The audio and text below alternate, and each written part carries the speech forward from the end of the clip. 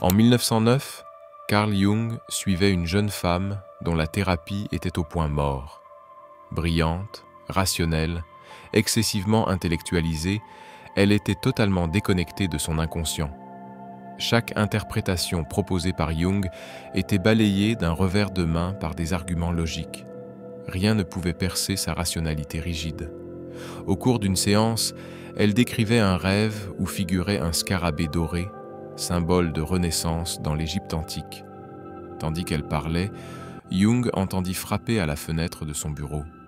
Il l'ouvrit, et un scarabée, l'équivalent européen du scarabée doré, extrêmement rare en Suisse, entra dans la pièce. Jung attrapa le scarabée et le tendit à son patient en disant « Voici votre scarabée ». La synchronicité fit voler en éclats ses défenses rationnelles. Quelque chose s'était produit qui était impossible, compte tenu de tout ce qu'elle croyait savoir de la réalité. La coïncidence était trop précise, trop parfaitement synchronisée, trop significative pour être considérée comme un simple hasard. À partir de ce moment, sa thérapie s'est transformée.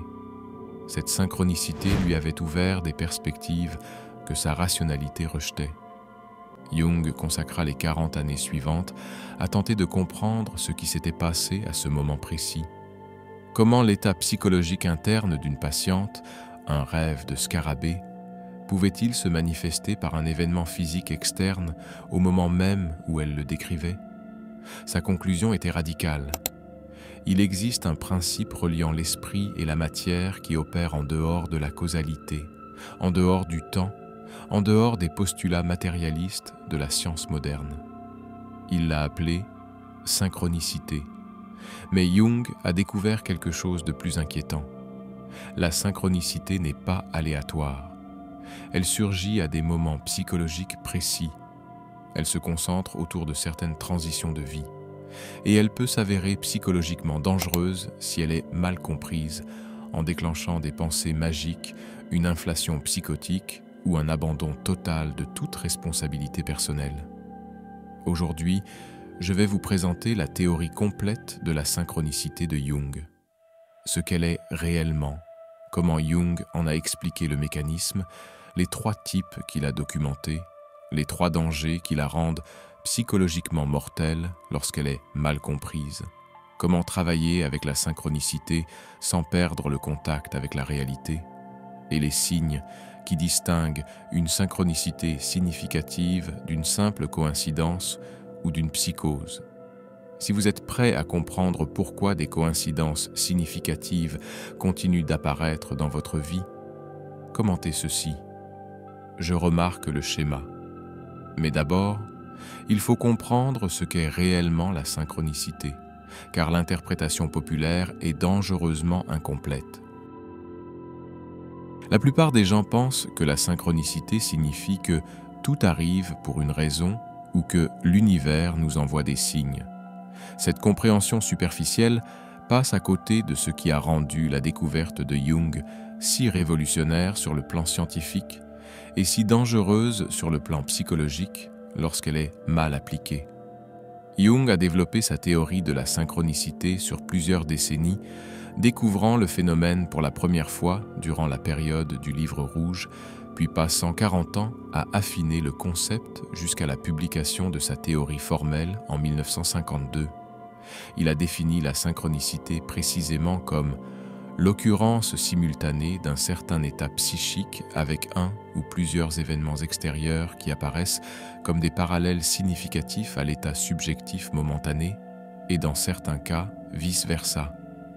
En résumé, la synchronicité est une coïncidence significative entre un état psychologique interne et un événement physique externe, sans lien de causalité entre eux.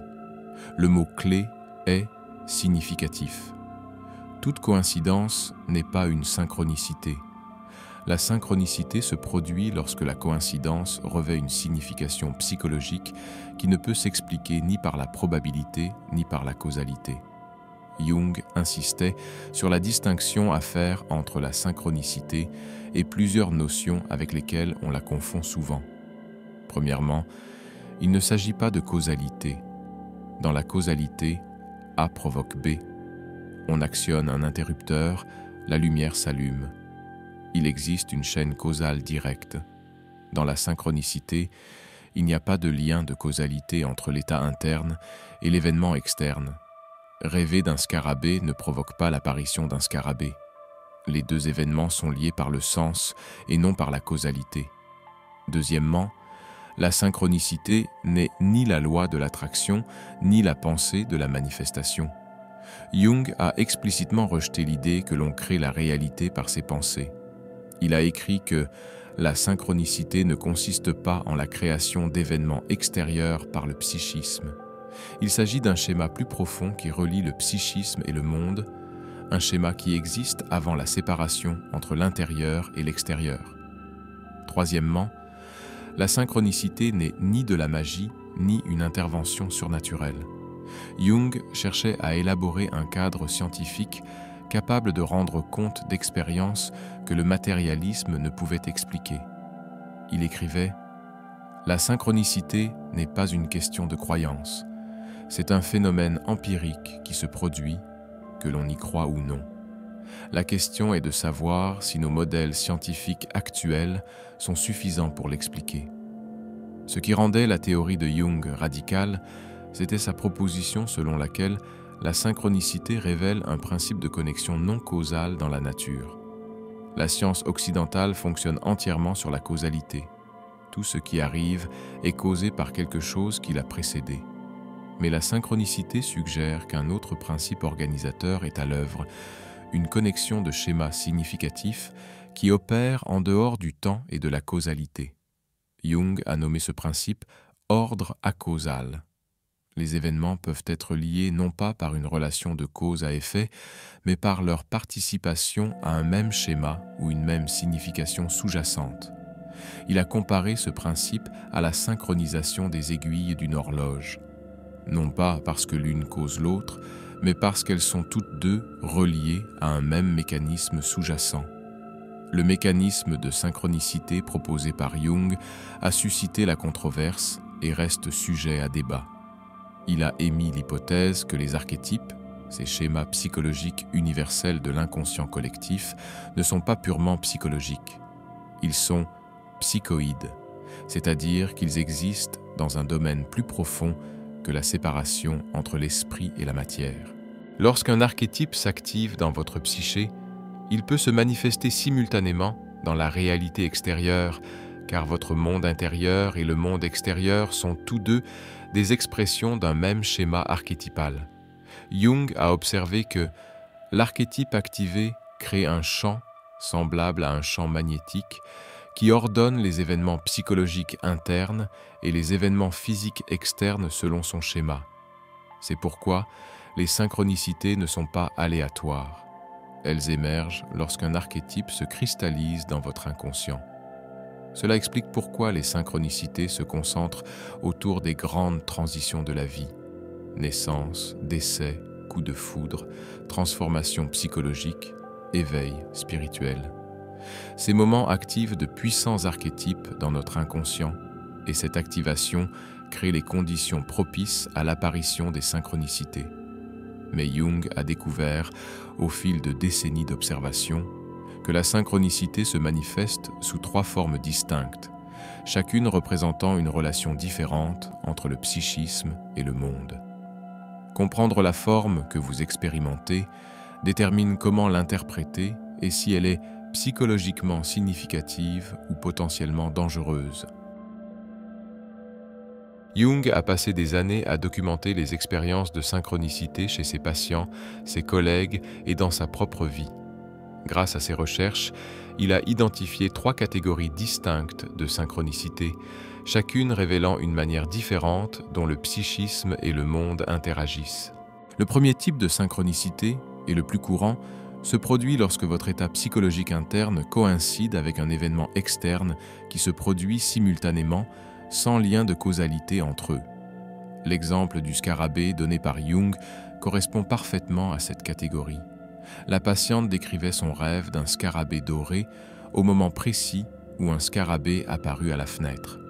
Son état interne, le traitement du symbole onirique, coïncida avec l'événement externe, l'apparition du scarabée, d'une manière que la simple probabilité ne pouvait expliquer.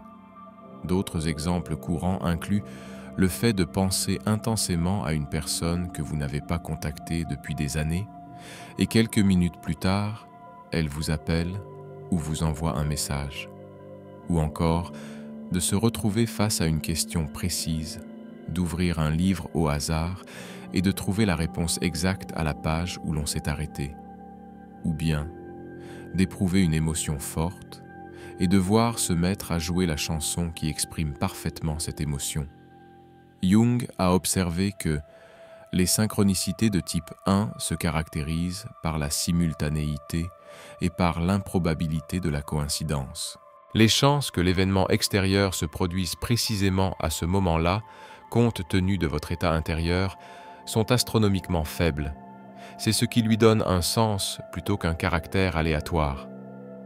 La fonction psychologique de la synchronicité de type 1 est souvent de briser les défenses rationnelles ou de signaler une adhésion à un schéma plus profond. Dans le cas de la patiente de Jung, la synchronicité du scarabée a fait voler en éclats sa résistance excessivement intellectualisée, permettant enfin à son inconscient de communiquer avec son esprit conscient.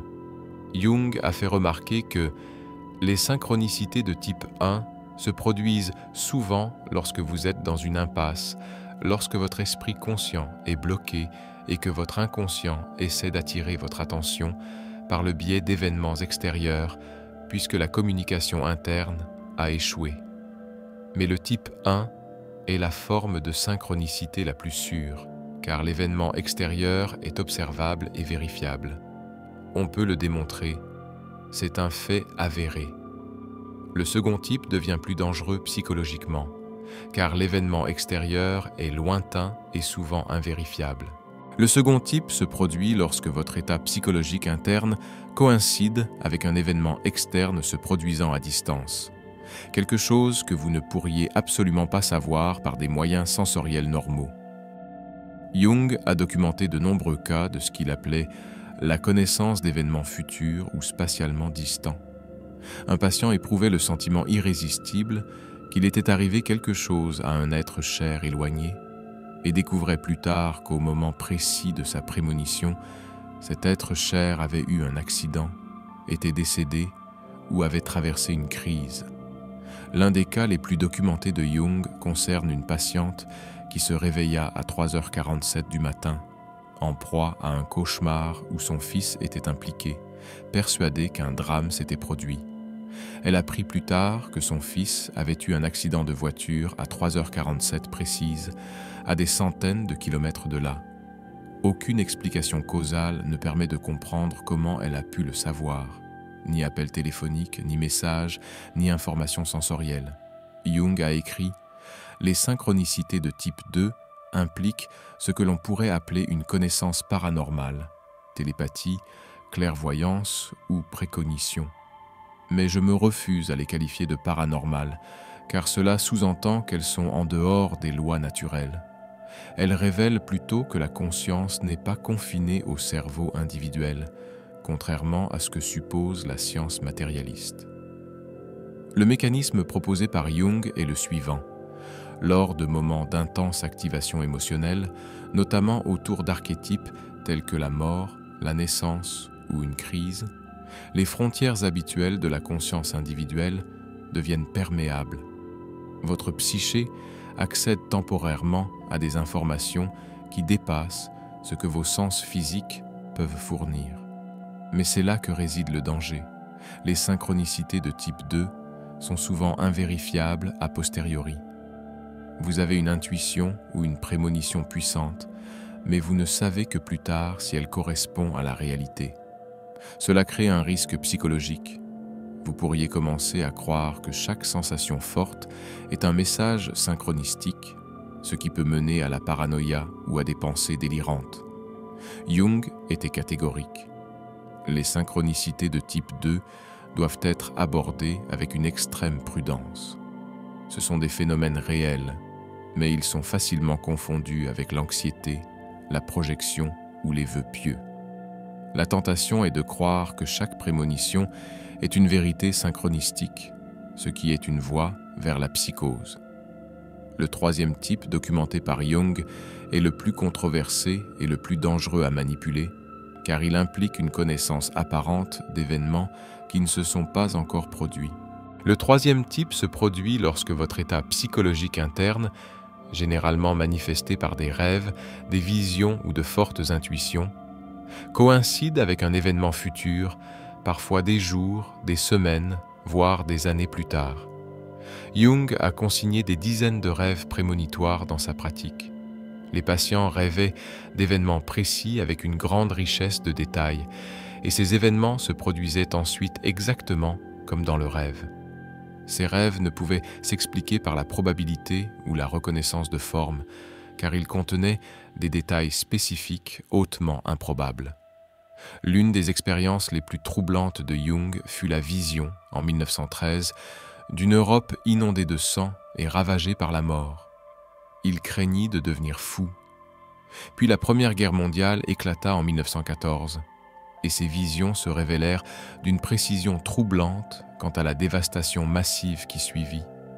Jung a écrit que la question de savoir comment la conscience peut accéder aux événements futurs remet en cause toute notre compréhension du temps.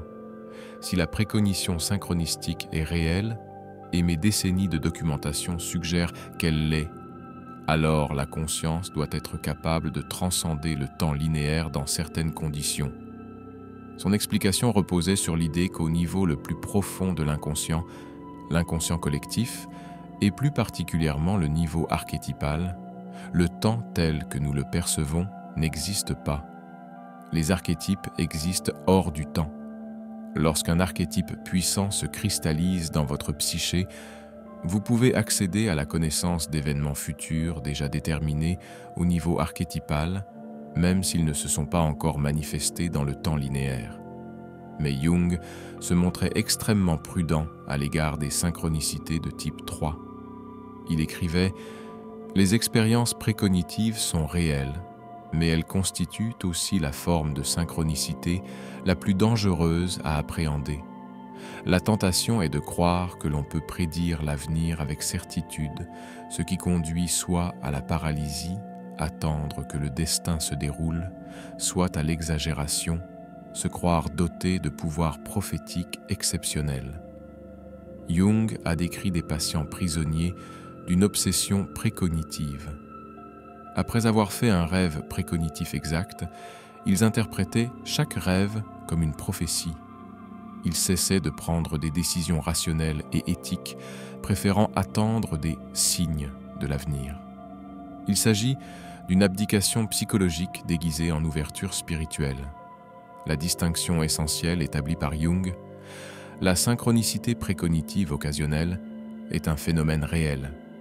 Croire pouvoir prédire l'avenir avec certitude grâce à la synchronicité relève de l'illusion. La différence entre les deux détermine si la synchronicité enrichit votre développement psychologique ou détruit votre capacité à éprouver la réalité. Mais comprendre ces trois types ne suffit pas pour travailler avec la synchronicité en toute sécurité. Jung a identifié 3 dangers spécifiques qui transforment une synchronicité potentiellement significative en pathologie psychologique. Jung a observé que la synchronicité pouvait être soit psychologiquement enrichissante, soit psychologiquement dévastatrice, selon la manière dont on la perçoit. Il a recensé 3 dangers spécifiques liés à une mauvaise compréhension ou à une obsession de la synchronicité. Le premier danger identifié par Jung survient lorsque les gens commencent à voir une signification synchronistique dans chaque coïncidence. Ce qui commence par la simple observation de schémas significatifs se transforme alors en la conviction que tout est un message ou un signe. Jung a décrit le cas d'une patiente qui, après avoir vécu une authentique synchronicité, s'est mise à interpréter chaque petite coïncidence comme profondément significative. Elle voyait des messages sur les plaques d'immatriculation, des conseils survolés, des chiffres aléatoires comme des signaux cosmiques. Elle passait des heures à analyser ces signes, convaincue que l'univers communiquait constamment avec elle. Jung a constaté qu'elle avait perdu la capacité de distinguer entre synchronicité significative et coïncidence fortuite. Tout se chargeait de signification. Il ne s'agit pas d'une conscience élargie, mais de l'effondrement de la pensée critique. Ce mécanisme relève d'une compensation psychologique poussée à l'extrême. Le matérialisme moderne nie le sens et l'organisation de l'univers. Face à une synchronicité, on a souvent tendance à surréagir, passant de « rien n'a de sens » à « tout a un sens ». Ces deux positions sont des distorsions défensives.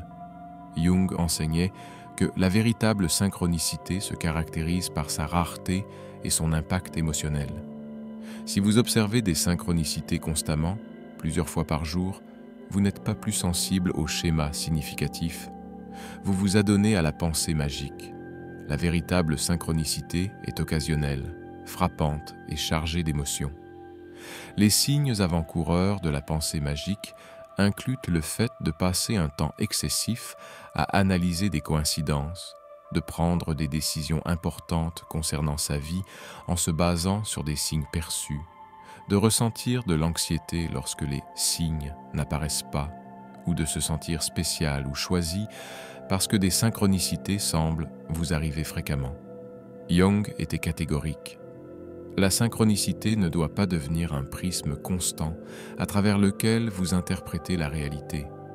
Elle doit rester un phénomène occasionnel qui enrichit votre compréhension sans se substituer à la pensée rationnelle et à la responsabilité personnelle. Le second danger survient lorsque l'on passe de la simple observation des synchronicités à la conviction de les créer ou de les contrôler. Jung appelait cela une inflation, l'ego s'identifiant à un pouvoir archétypal. Jung a décrit le cas d'un patient ayant vécu plusieurs synchronicités authentiques au cours d'un travail psychologique intense. Au lieu de les interpréter comme des manifestations d'archétypes activés, le patient a commencé à croire qu'il possédait des pouvoirs spéciaux. Il pensait que ses pensées créaient la réalité. Il croyait pouvoir influencer le cours des choses par la seule force de son intention mentale. Quelques mois plus tard, il avait démissionné, persuadé que les synchronicités lui apporteraient ce dont il avait besoin. Il n'avait fait aucun plan concret, confiant dans le destin. Lorsque les synchronicités cessèrent de se manifester, la période d'activation archétypale étant passée, il traversa une crise psychologique. Son sentiment de puissance démesurée se mua en dépression et en paranoïa. Jung a observé qu'il confondait le fait d'être un canal pour les forces archétypales avec le fait de contrôler ces forces. Il ne comprenait pas que la synchronicité se produit à travers vous et non grâce à vous. L'ego qui croit créer la synchronicité est possédé par une inflation archétypale. Le mécanisme en question est la confusion entre l'ego et le soi, terme jungien désignant la totalité de la psyché, consciente et inconsciente. Lorsque les archétypes sont activés, des synchronicités se produisent car vous êtes temporairement aligné sur des schémas archétypaux plus profonds. Mais cet alignement est temporaire et échappe au contrôle de l'ego. Croire que l'on crée des synchronicités revient psychologiquement à se prendre pour Dieu. C'est une mégalomanie qui s'effondre inévitablement, car l'ego n'a pas le pouvoir qu'il prétend posséder. Jung écrivait que ceux qui croient contrôler les synchronicités subissent inévitablement une désillusion dévastatrice lorsqu'ils découvrent qu'ils ne peuvent pas manifester leurs désirs de manière fiable. Les signes avant-coureurs incluent la croyance que vous possédez des pouvoirs de manifestation spéciaux, l'enseignement aux autres de la manière de créer des synchronicités, le fait de se faire des promesses à soi-même ou aux autres en fonction des résultats synchronistiques attendus, ou le fait d'éprouver de la mégalomanie au sujet de votre progrès spirituel parce que des synchronicités se produisent autour de vous. Pour Jung, la protection contre l'inflation résidait dans l'humilité. Il enseignait que, lorsqu'une synchronicité se produit, reconnaissez-la comme une grâce, un don, non quelque chose que vous méritez ou contrôlez.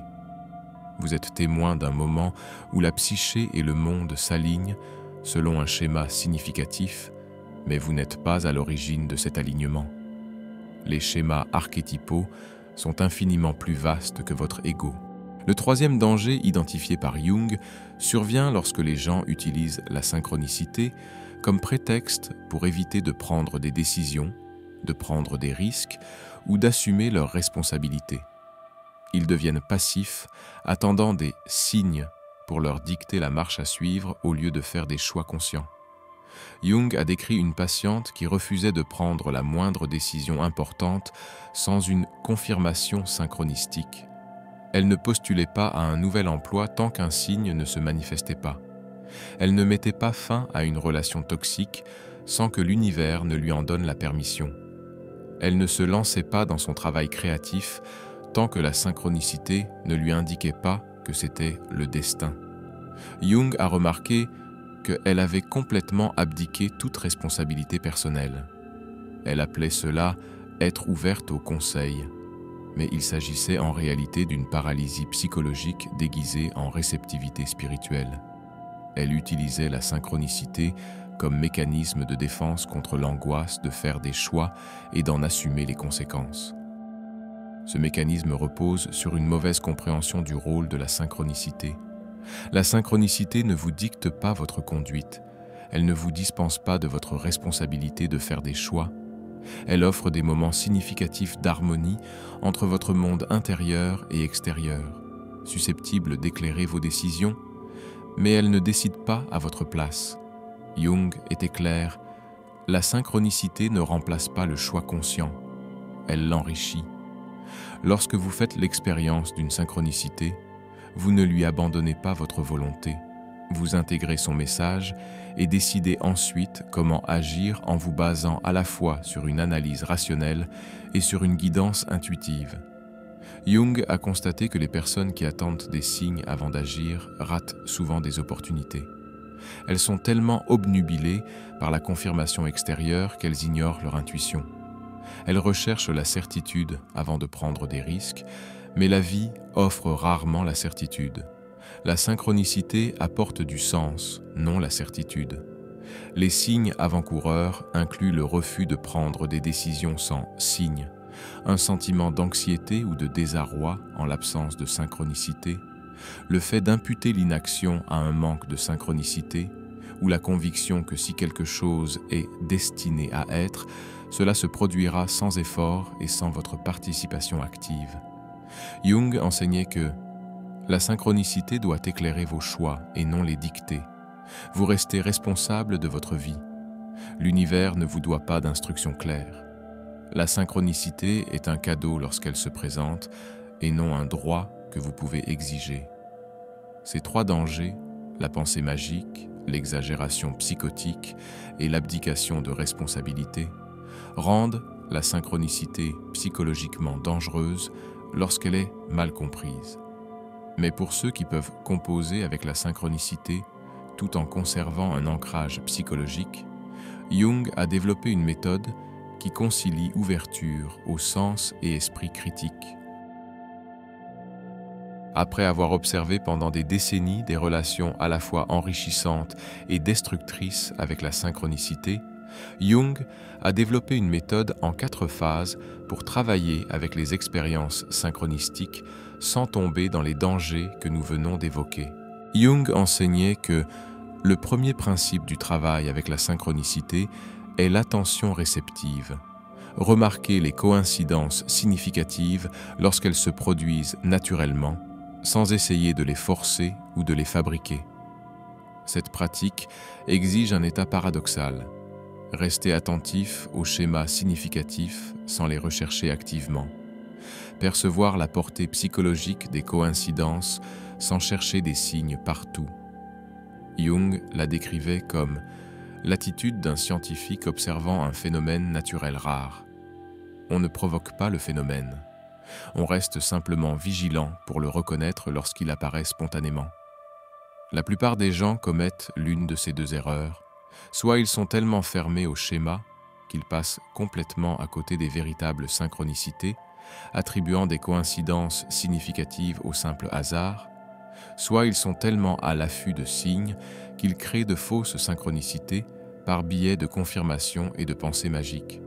L'approche équilibrée préconisée par Jung consiste à prêter attention aux coïncidences répondant à 3 critères.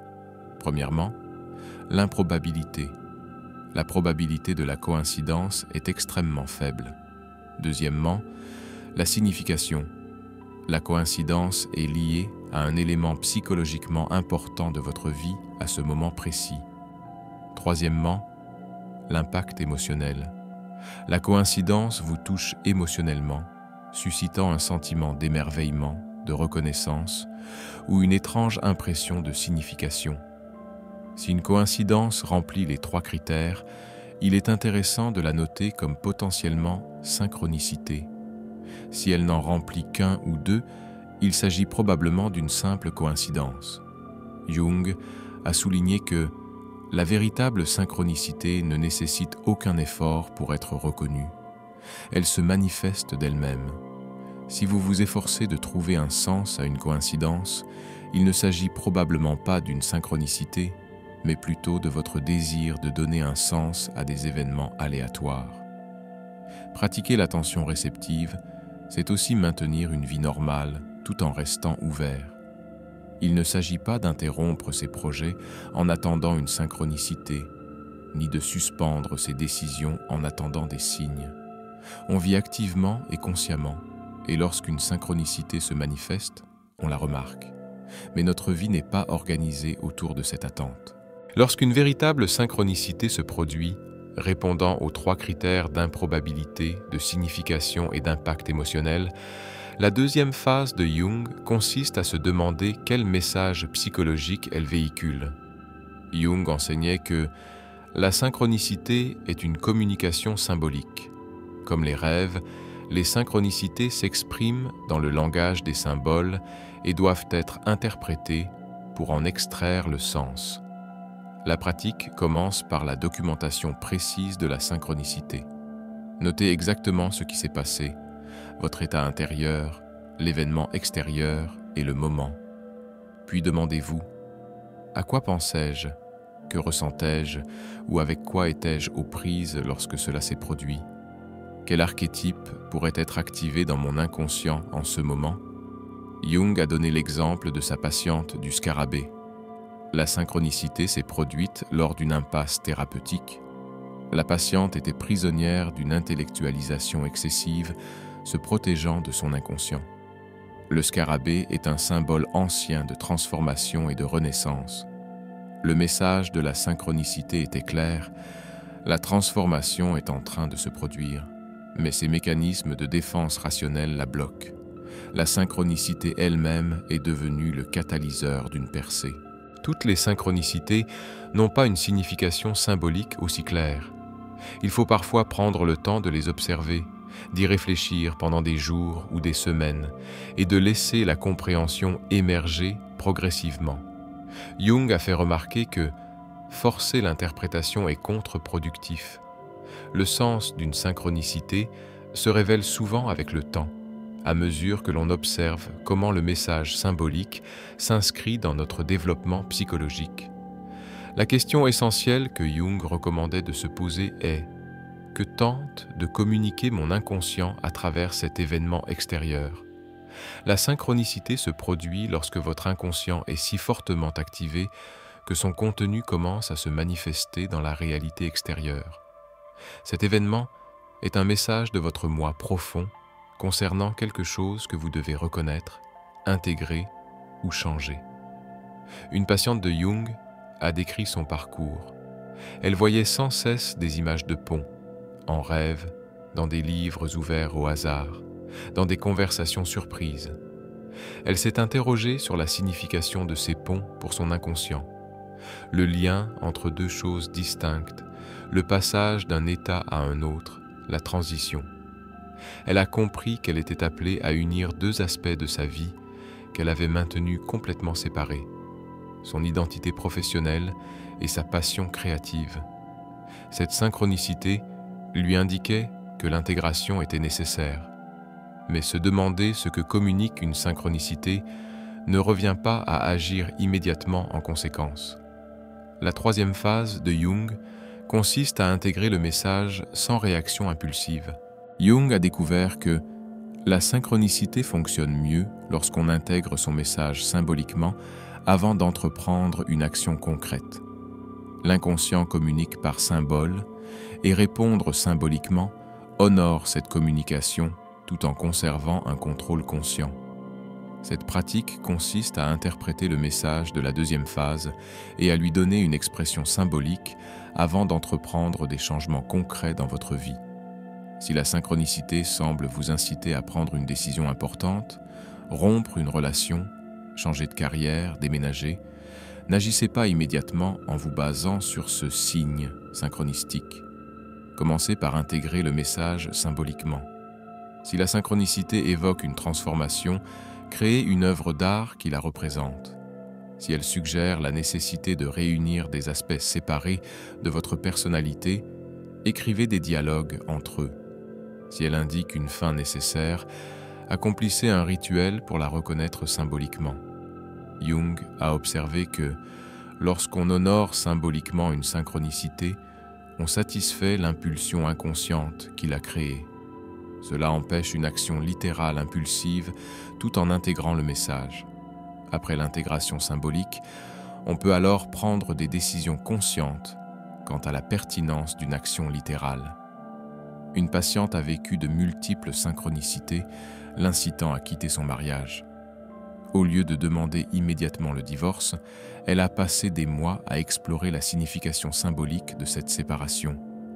Quels aspects d'elle-même avaient été abandonnés ou trahis au sein de sa relation, quel travail psychologique intérieur était nécessaire. Après ce travail symbolique, elle a pu prendre une décision éclairée et réfléchie quant à la possibilité de transformer son mariage ou à la nécessité d'un divorce physique. Jung enseignait que la synchronicité appelle souvent à un changement intérieur avant un changement extérieur. Les personnes qui réagissent à la synchronicité par une action extérieure immédiate passent souvent à côté de la transformation intérieure plus profonde qui est demandée. La période d'intégration symbolique sert également de test. Si la synchronicité était authentique, porteuse d'un message significatif de votre inconscient activé, l'intégration symbolique sera marquante et entraînera des changements psychologiques. Si la synchronicité n'était qu'une simple coïncidence amplifiée par un optimisme illusoire, l'intégration symbolique semblera vide ou forcée, révélant que vous projetiez une signification sur des événements aléatoires. La phase finale de Jung consiste à agir de manière appropriée, éclairée par la synchronicité, tout en restant détaché du résultat. Il enseignait que la synchronicité doit éclairer vos choix sans les déterminer. Vous considérez à la fois le message synchronistique et votre analyse rationnelle, puis vous choisissez consciemment. Cette pratique exige de maintenir un équilibre entre savoir rationnel et intuition. Il ne s'agit pas d'ignorer la synchronicité en la rejetant comme dénuée de sens, mais il ne s'agit pas non plus de la suivre aveuglément en abandonnant la pensée critique. Il s'agit d'intégrer les deux perspectives, puis de choisir. Jung décrivait cela comme agir en harmonie, faire des choix qui respectent à la fois le message synchronistique et vos valeurs, besoins et raisonnements conscients. La synchronicité devient alors un facteur parmi d'autres dans votre prise de décision, et non le seul. Surtout, Jung insistait sur le détachement du résultat. Il écrivait « Si vous agissez suite à une synchronicité en vous attachant de manière rigide à un résultat précis, vous avez mal interprété le message. La synchronicité révèle des schémas significatifs et non des résultats prédéterminés. Vous vous alignez sur ces schémas et laissez ensuite la vie se dérouler sans exiger qu'elle se conforme à vos attentes. » Un patient de Jung a vécu des synchronicités suggérant qu'un projet créatif était destiné à se réaliser. Il a agi en conséquence. Il a développé le projet sérieusement, y a investi du temps et des ressources, mais il est resté détaché de son succès commercial. Lorsque le projet n'a pas rencontré le succès escompté, il n'a pas été anéanti car il n'était pas attaché à un résultat précis. Il avait simplement suivi une intuition profonde et laissé les résultats émerger naturellement. Jung opposait cela au cas de patients qui, après avoir vécu une synchronicité, l'interprétaient comme une garantie de succès, agissaient en conséquence, puis se sentaient trahis lorsque les résultats ne correspondaient pas à leurs attentes. Il remarquait qu'ils confondaient synchronicité et prophétie. La synchronicité ne promet pas de résultats précis, elle indique un alignement significatif dans le moment présent. Ce qui découlera de cet alignement reste inconnu. L'intégration des 4 phases, observer sans forcer, s'interroger sur ce qui est communiqué, intégrer symboliquement, agir en harmonie sans attachement, permet à la synchronicité d'enrichir votre vie sans créer de dépendance, d'inflation ou de paralysie. Mais comprendre la méthode ne garantit pas que vous viviez une véritable synchronicité plutôt qu'une coïncidence, un vœu pieux ou une psychose naissante. Jung a identifié des signes spécifiques permettant de distinguer la véritable synchronicité de ses contrefaçons psychologiques. Comment savoir si l'on vit une synchronicité significative ou si l'on tombe dans le piège de la pensée magique, de l'exagération ou de l'illusion? Jung a recensé 6 caractéristiques spécifiques qui distinguent les véritables expériences synchronistiques des contrefaçons psychologiques. Jung enseignait que la synchronicité authentique viole les probabilités à un point tel que la rejeter comme étant due au hasard est intellectuellement malhonnête. Cette coïncidence est forcément extrêmement improbable. Il ne s'agit pas simplement de se dire « Oh, c'est intéressant », mais plutôt « C'est impossible ». La probabilité que votre état intérieur et cet événement extérieur se produisent simultanément est infime. L'exemple du scarabée donné par Jung répond parfaitement à ce critère. La patiente rêve d'un scarabée doré, symbole onirique déjà inhabituel dans la culture européenne. Elle décrit ce rêve au moment précis où un scarabée, rare en Suisse, apparaît à la fenêtre. Le scarabée heurte la vitre exactement au moment où elle parle du scarabée de son rêve. La probabilité de cette combinaison est infime. Imaginez une personne qui pense à un ami et qui aperçoit ensuite quelqu'un qui lui ressemble vaguement. Il s'agit d'une simple coïncidence, pas d'une synchronicité. La probabilité n'est pas suffisamment élevée. Si vous vivez des synchronicités constamment, plusieurs fois par jour, plusieurs fois par semaine, vous vous adonnez presque certainement à la pensée magique et non à une véritable synchronicité. Jung a fait remarquer que c'est précisément la rareté de la synchronicité qui lui confère son sens. Si elle se produisait constamment, elle cesserait d'être synchronistique et indiquerait alors soit une psychose, soit une incompréhension de ce qui constitue une coïncidence significative. La véritable synchronicité a un impact émotionnel puissant. Jung a écrit que les événements synchronistiques vous frappent. Ils créent un sentiment d'étrangeté, d'émerveillement, la reconnaissance qu'il s'est produit quelque chose de significatif au-delà de la simple coïncidence. La réaction émotionnelle mêle souvent émerveillement et léger malaise. On a l'impression que la réalité a révélé une structure plus profonde que celle que l'on perçoit habituellement. Ce n'est pas effrayant. Si c'est effrayant, cela relève de la paranoïa.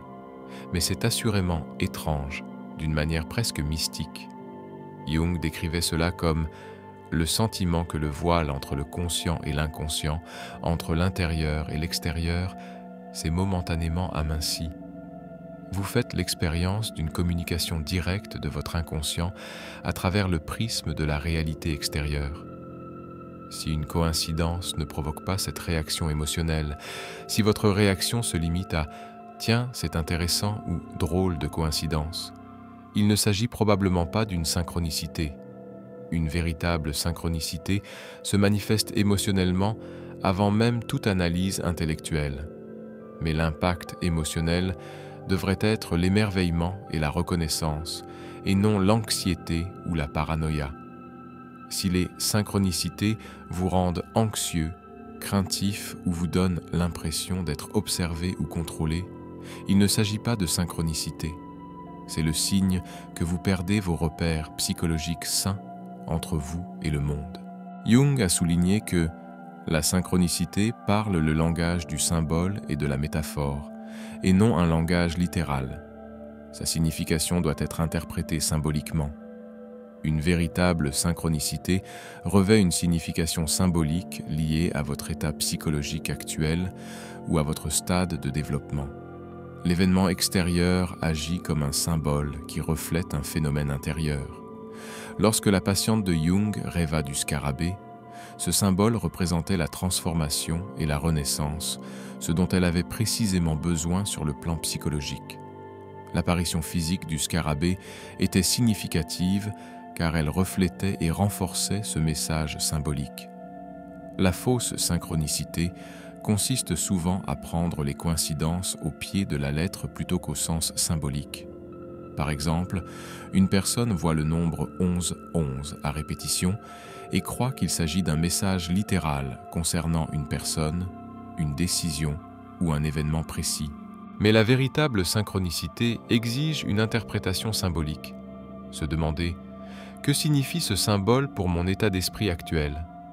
Si vous peinez à trouver une signification symbolique à une coïncidence, si vous devez forcer l'interprétation ou si le sens vous paraît ténu et peu convaincant, il ne s'agit probablement pas d'une synchronicité. La signification symbolique d'une véritable synchronicité semble souvent évidente une fois qu'on l'aperçoit, même si son interprétation exige de la réflexion. Jung a fait remarquer que le moment des événements synchronistiques est crucial. L'événement extérieur survient au moment précis où l'état interne est activé, ni avant ni significativement après. La véritable synchronicité se caractérise par la simultanéité ou la quasi-simultanéité. Vous pensez à quelque chose et l'événement extérieur se produit en quelques secondes, minutes, voire quelques heures plus tard. Cette précision temporelle contribue à son caractère improbable et significatif. Si plusieurs jours ou semaines s'écoulent entre votre état intérieur et l'événement extérieur, il est beaucoup plus difficile d'établir une connexion synchronique. Vous vous engagez probablement dans une interprétation rétrospective, cherchant des schémas après coup, car les humains sont des êtres enclins à rechercher des schémas. Le scarabée de Jung est apparu au moment précis où la patiente décrivait son rêve. Ni le lendemain, ni la semaine précédente, à l'instant même. C'est cette précision temporelle qui rend la synchronicité indéniable. Méfiez-vous des synchronicités que l'on perçoit entre des événements temporellement éloignés. Il s'agit souvent d'un biais de confirmation plutôt que d'une véritable synchronicité. Jung a observé que la synchronicité se concentre autour des grandes transitions psychologiques, moments de crise, de transformation, d'éveil ou d'activation archétypale profonde. La véritable synchronicité se manifeste rarement durant les périodes ordinaires et stables de la vie. Elle émerge lorsque l'on se trouve à un tournant, face à des décisions importantes, à des révélations psychologiques, à des expériences initiatiques, à la mort ou à la naissance, au coup de foudre ou à un éveil spirituel. Ces moments charnières activent de puissants archétypes dans votre inconscient, et c'est cette activation archétypale qui crée les conditions propices à la synchronicité. Si vous affirmez vivre des synchronicités constantes durant une période ordinaire et stable de votre vie, sans intensité psychologique particulière, vous vous adonnez probablement à la pensée magique. Les synchronicités authentiques correspondent à des périodes d'intense activité psychologique.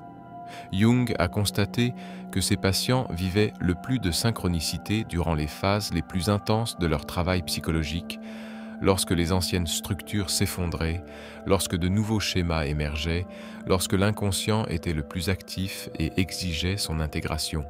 Le signe le plus important permettant de distinguer une synchronicité authentique d'une illusion est peut-être la capacité à analyser l'expérience de manière critique.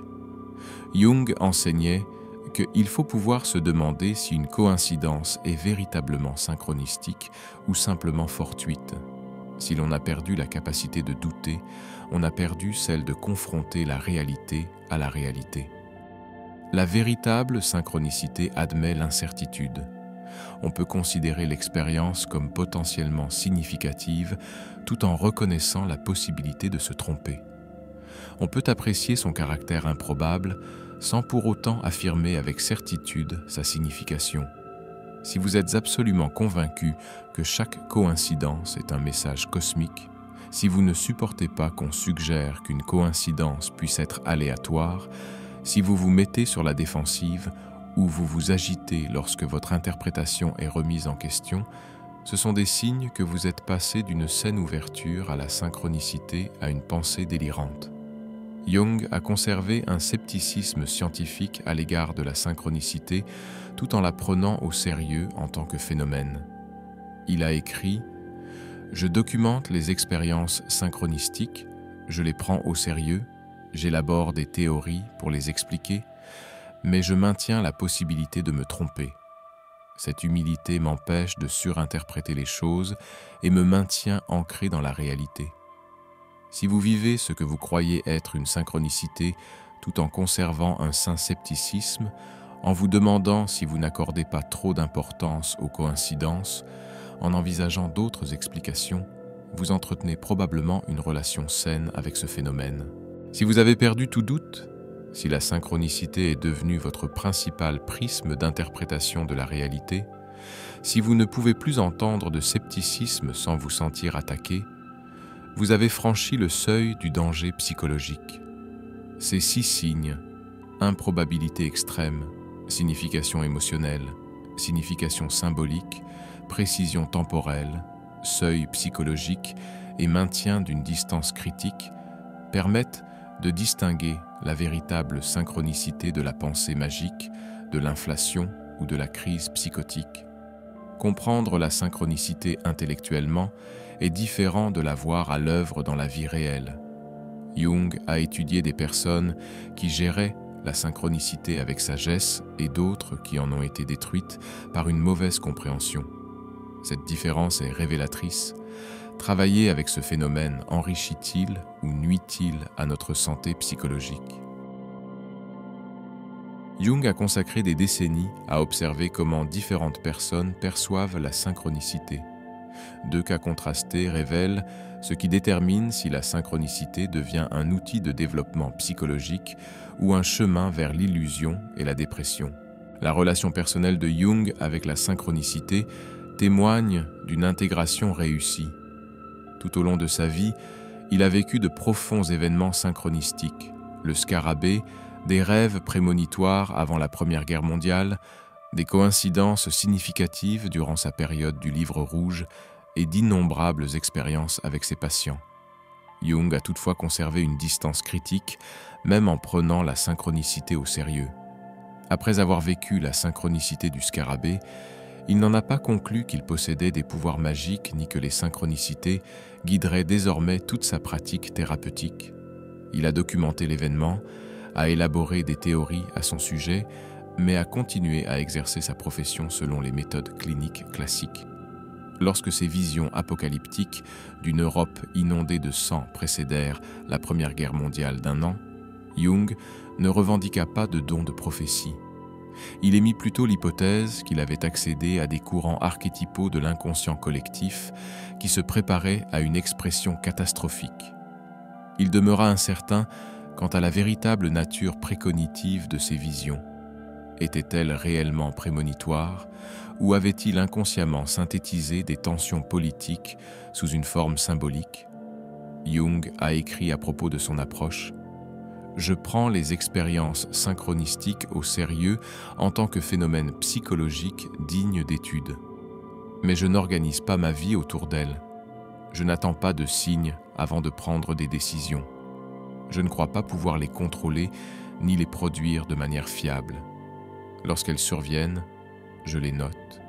Je réfléchis à leur signification potentielle, puis je continue à vivre consciemment et de manière responsable. » La clé de la relation réussie de Jung avec la synchronicité résidait dans l'intégration sans dépendance.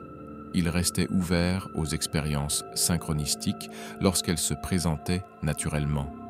Mais il ne les recherchait pas, n'en avait pas besoin et ne les interprétait pas comme une confirmation particulière de son importance ou de la justesse de ses idées. Jung a toujours fait preuve de rigueur scientifique.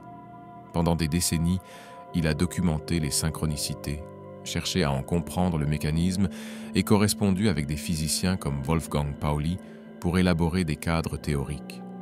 Mais il n'a jamais prétendu à la certitude. Il a proposé des théories tout en reconnaissant qu'elles pouvaient être erronées. Vers la fin de sa vie, Jung a confié que la synchronicité a enrichi ma compréhension du rapport de la psyché à la réalité. Mais elle n'a pas remplacé la pensée rationnelle, la méthode scientifique, ni la responsabilité personnelle. C'est une dimension supplémentaire de l'expérience et non un substitut à une vie consciente. L'approche de Jung a permis un enrichissement psychologique sans inflation. Il a élaboré des théories novatrices, a maintenu une pratique thérapeutique fructueuse, est resté ancré dans la réalité et a utilisé les expériences synchronistiques pour approfondir sa compréhension plutôt que pour contourner l'effort conscient. Richard Wilhelm, le sinologue allemand qui a traduit le I Ching en allemand et pour lequel Jung a ensuite écrit une introduction, fournit un autre exemple de relation saine avec la synchronicité. Wilhelm a passé des années en Chine à étudier le I Ching, un ancien système de divination fondé entièrement sur des principes de synchronicité. Le I Ching part du principe que la chute aléatoire de pièces de monnaie ou de tiges d'Achillée millefeuille correspond de manière synchronistique à l'état psychologique du consultant, produisant des hexagrammes qui reflètent symboliquement sa situation. Wilhelm prit cela au sérieux sans pour autant renoncer à sa rigueur intellectuelle occidentale. Il pratiqua la divination par le I Ching, fit l'expérience de profonde synchronicité au cours de ce processus et en vint à respecter sa sagesse. Mais il n'abandonna pas pour autant la pensée critique.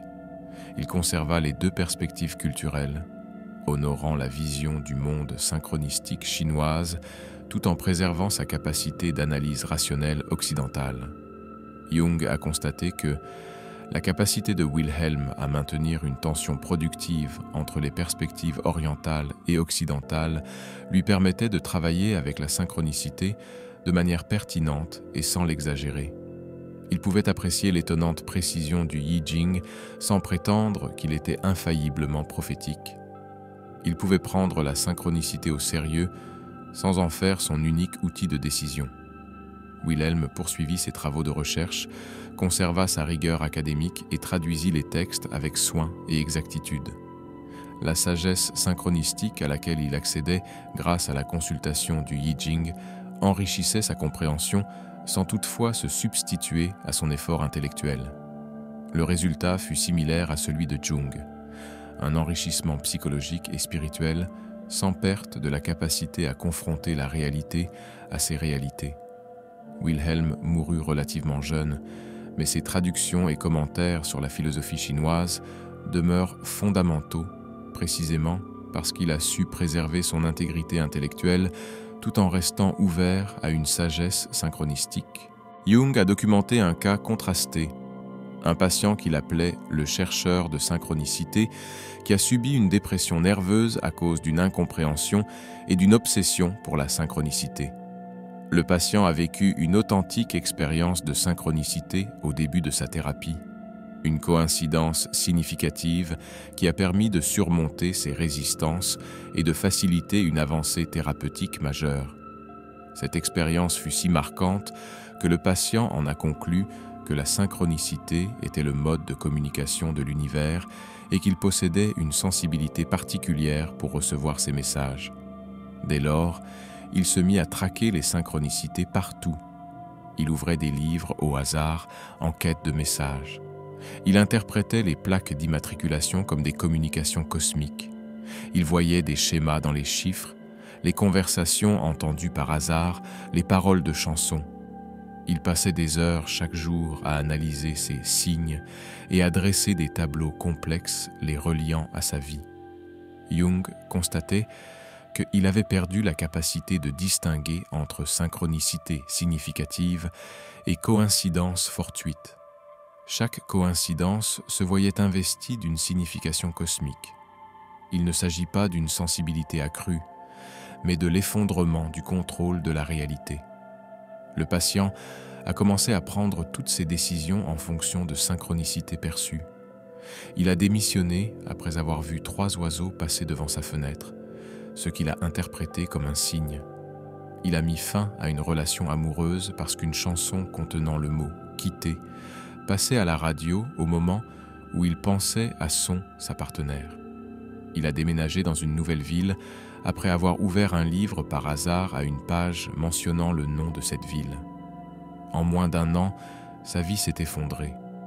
Plus d'emploi stable, plus de relations stables, plus aucune sécurité financière. Pourtant, il restait persuadé de suivre les indications.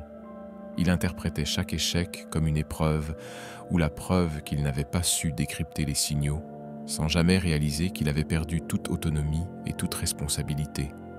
Jung a écrit « Il était possédé par l'archétype du messager divin. Il croyait avoir un lien privilégié avec la vérité cosmique. C'est l'inflation, l'ego s'identifiant au pouvoir archétypal. Le tragique, c'est que son expérience synchronistique initiale était authentique et aurait pu être psychologiquement enrichissante. Mais son inflation a détruit sa capacité à en bénéficier. Le patient a fini par faire une crise psychotique. Il a commencé à entendre des voix qu'il interprétait comme une communication directe d'une conscience supérieure.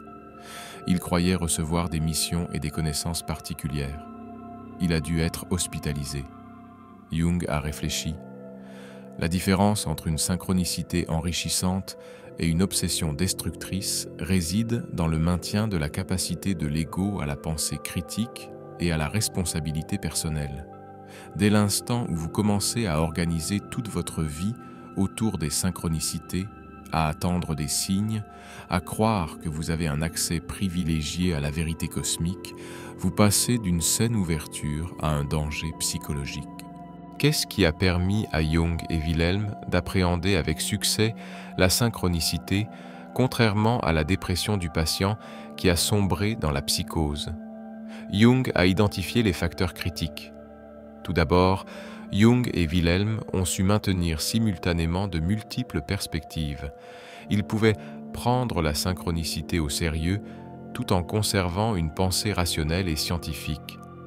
Ils n'ont pas sombré dans le matérialisme pur ni dans le mysticisme pur. Ils ont su maintenir les deux en une tension productive. Deuxièmement, ils n'ont jamais cessé d'assumer la responsabilité de leurs choix. La synchronicité a éclairé leurs décisions, mais ne les a jamais prises à leur place. Ils ont continué à recourir à l'analyse rationnelle, à la considération éthique et au choix conscient, même face aux synchronicités. Troisièmement, ils ont fait preuve d'humilité. Aucun des deux ne prétendait posséder de pouvoirs spéciaux, de dons prophétiques ou un accès privilégié à la vérité cosmique. Ils percevaient les synchronicités comme une grâce ponctuelle, et non comme une preuve de leur supériorité spirituelle ou comme un outil fiable qu'ils pouvaient contrôler. Quatrièmement, ils conservaient leur capacité de doute. Ils pouvaient remettre en question leurs interprétations, envisager la possibilité d'erreur, tolérer l'incertitude. Le patient qui s'est effondré avait perdu toute capacité d'auto-questionnement. Chaque interprétation était devenue une vérité absolue. L'observation finale de Jung était sans appel. La synchronicité doit enrichir votre vie consciente et non la remplacer. Celui qui conserve sa rationalité tout en s'ouvrant à l'expérience synchronistique accède à une dimension de sens plus profonde. Celui qui abandonne la rationalité au profit de la pensée synchronistique perd les deux. Il n'acquiert ni sagesse mystique fiable, ni capacité rationnelle fonctionnelle. Il se retrouve perdu entre deux mondes. C'est pourquoi Jung était si prudent quant à l'enseignement de la théorie de la synchronicité.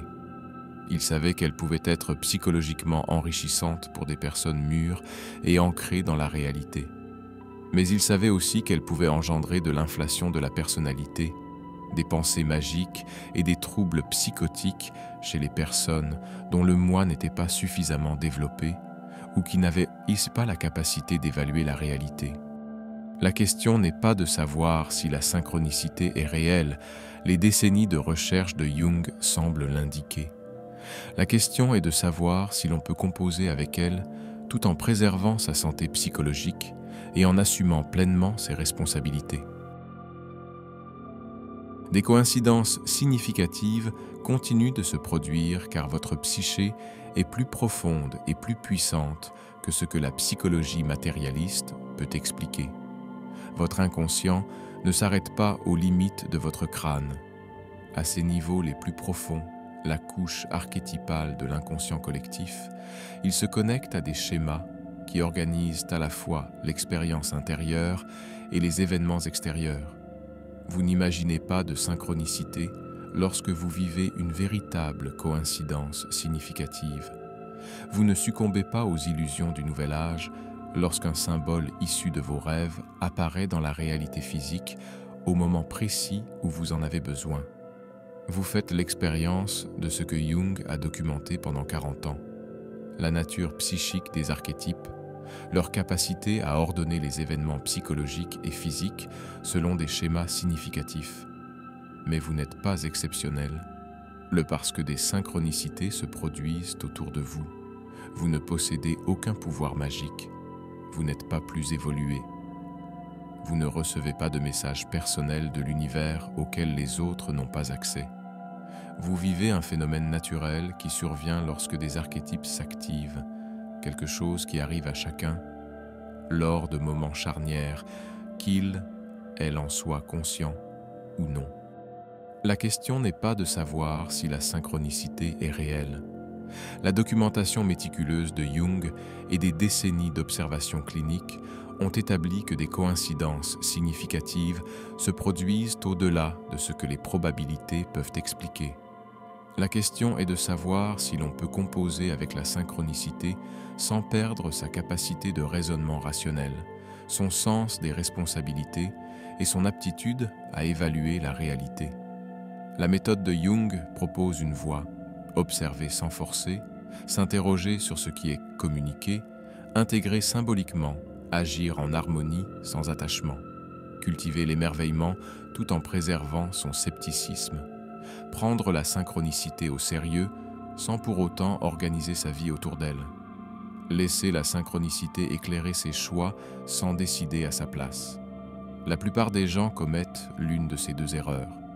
Soit ils rejettent toute synchronicité comme une simple coïncidence insignifiante, se fermant ainsi à une dimension de l'expérience qui pourrait enrichir leur développement psychologique.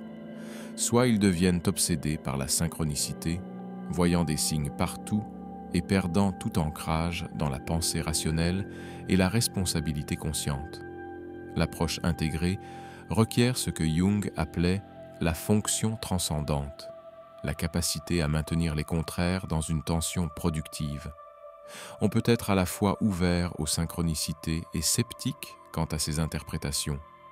On peut prendre au sérieux les coïncidences significatives tout en conservant une distance critique. On peut respecter les schémas tout en acceptant l'incertitude.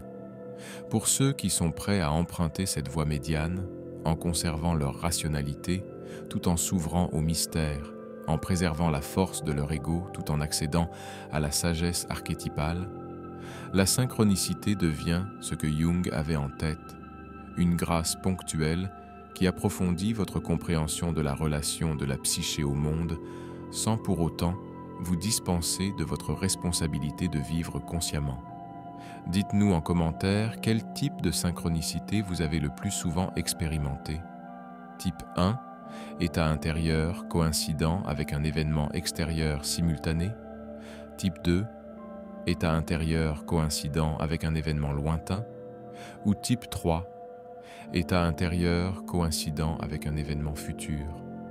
Ensemble, construisons une communauté où chacun appréhende la synchronicité de manière responsable, sans tomber dans le piège de la pensée magique ou de l'exagération. Si cette exploration des raisons pour lesquelles des coïncidences significatives se produisent régulièrement a transformé votre vision des choses, cliquez sur « J'aime ». Vous faites partie des rares personnes qui comprennent que la synchronicité n'est ni un hasard insignifiant, ni une garantie cosmique. C'est la preuve que le psychisme et le monde sont interconnectés d'une manière que le matérialisme ne peut expliquer. Abonnez-vous pour découvrir en profondeur les découvertes les plus mystérieuses de Jung, les phénomènes qui révèlent que la conscience est plus étrange, plus profonde et plus puissante que ne le reconnaît la science moderne. Si vous n'avez pas encore vu mes précédentes vidéos sur le livre rouge de Jung, l'intégration de l'ombre et la projection anima-animus, je vous invite à les visionner ensuite. Le livre rouge révèle où Jung a fait sa première expérience de synchronicité lors de sa descente aux enfers. L'intégration de l'ombre vous prépare à l'intensité psychologique qui déclenche souvent ces expériences synchronistiques. Le travail sur l'anima animus explique le fonctionnement de la projection inconsciente.